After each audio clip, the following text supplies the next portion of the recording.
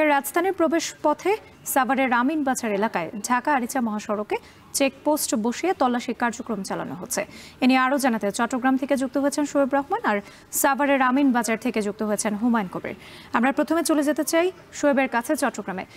শোয়েব, এই মুহূর্তে চট্টগ্রামের কি পরিস্থিতি দেখছেন এবং সড়কের বর্তমান অবস্থা আপনার কাছ থেকে জানতে চাই। একই সাথে জানতে চাই সড়ক স্বাভাবিক রাখতে আইন শৃঙ্খলা বাহিনীর কোনো উদ্যোগ দেখছেন কিনা।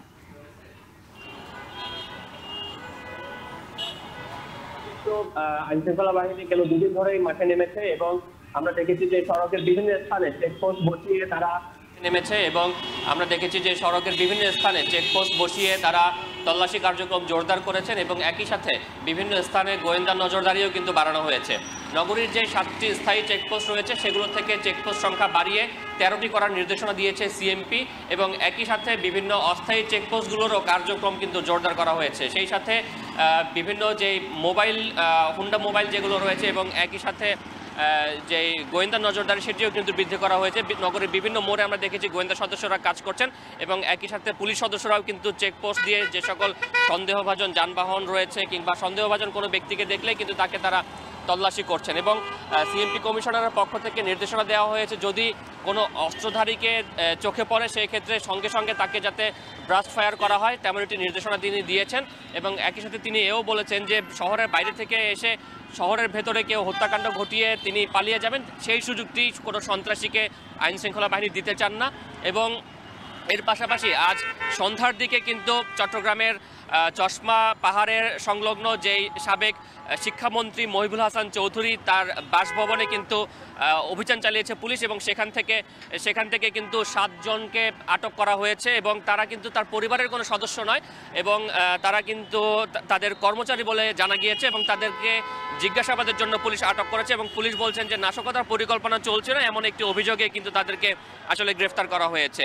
তো চট্টগ্রামের এই মুহূর্তে যদি বলি যে প্রতিটি মোড়ে এবং প্রতিটি স্থানে কিন্তু চেকপোস্ট বসিয়ে পুলিশের কার্যক্রম চলছে। পুলিশের পাশাপাশি আমরা দেখেছি যে র্যাব এবং সেই সাথে সেনাবাহিনীর সদস্যরাও কিন্তু টহল কার্যক্রম পরিচালনা করছেন এবং আইন শৃঙ্খলা বাহিনী বলছেন যে আগামীকালের কর্মসূচি ঘিরে কোনো ধরনের শঙ্কা নেই, তবে তারা সতর্ক রয়েছেন কোনো ধরনের নাশকতা কিংবা অপতৎপরতা তারা সফল হতে দেবেন না বলে কিন্তু জানিয়েছেন।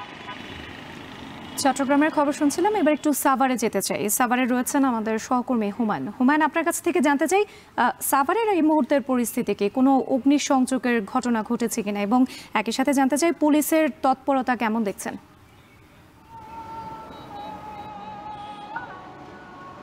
রাত্রি দুপুরের পর থেকেই কিন্তু আইন শৃঙ্খলা বাহিনী যথেষ্ট সতর্ক অবস্থানে রয়েছে। আপনি জানেন যে মানবতা বিরোধী অপরাধে শেখ হাসিনা এবং তার মন্ত্রিপরিষদের একাধিক ব্যক্তির নামে কিন্তু একটি মামলার রায়কে কেন্দ্র করে কিন্তু তারা লকডাউন কর্মসূচি ঘোষণা করেছে। নিষিদ্ধ ঘোষিত যে আওয়ামী লীগ এবং ছাত্রলীগ রয়েছে তারা কিন্তু অনলাইনের মাধ্যমে সেই লকডাউন কর্মসূচি ঘোষণা করেছে। সেই লকডাউন কর্মসূচি যাতে কোনোভাবে সফল না হতে পারে সেই লক্ষ্যেই কিন্তু আপনারা দেখতে পাচ্ছেন যে ঢাকা আরিচা মহাসড়কের যে আমিন বাজার রয়েছে, মানে ঢাকার প্রবেশ মুখ, এই জায়গাটিতে কিন্তু পুলিশ তল্লাশি চালাচ্ছে এবং বাস মিনি বাস, প্রাইভেট কার, ব্যক্তিগত যানবাহন এবং বিভিন্ন যানবাহন যেগুলো রয়েছে সেগুলো থামিয়ে কিন্তু তল্লাশি করছে এবং দুপুর থেকে কিন্তু সেই কার্যক্রম অব্যাহত রয়েছে। আমরা দেখেছি বাসে থামিয়ে বাসের যাত্রীদের মোবাইল এবং মোবাইল ফোন চেক করা হচ্ছে, দেখা হচ্ছে তাদের সাথে আওয়ামী লীগ কিংবা ছাত্রলীগের কোনো সংশ্লিষ্টতা রয়েছে কিনা। সন্দেহজনক যেসব ব্যাগ রয়েছে সেগুলিও তল্লাশি করা হচ্ছে। পাশাপাশি বাসের মধ্যে সন্দেহজনক কাউকে দেখলে তাদেরকে নামিয়ে জিজ্ঞাসাবাদ করা হচ্ছে তারা কোথা থেকে এসছেন এবং কোথায় যাচ্ছেন।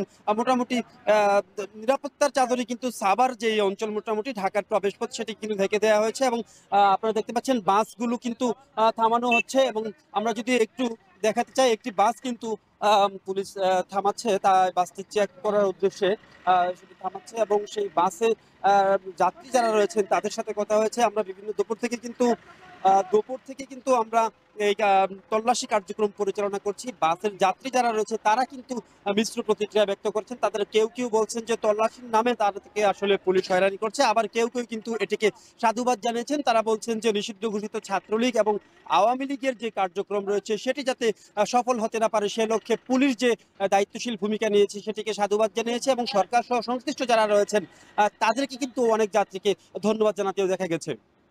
তো এই ছিল মোটামুটি আমিনবাজারের যে পুলিশের তল্লাশি চৌকির খবরাখবর নিয়ে আমার কাছে বিস্তারিত। 13 নভেম্বরকে ঘিরে যে কোনো ধরনের নাশকতা ঠেকাতে মাঠে তৎপরতা বাড়িয়েছে আইন শৃঙ্খলা বাহিনী। এ নিয়ে বিস্তারিত জানাতে আমাদের সঙ্গে যুক্ত ছিলেন চট্টগ্রাম এবং সাভার থেকে সহকর্মীরা।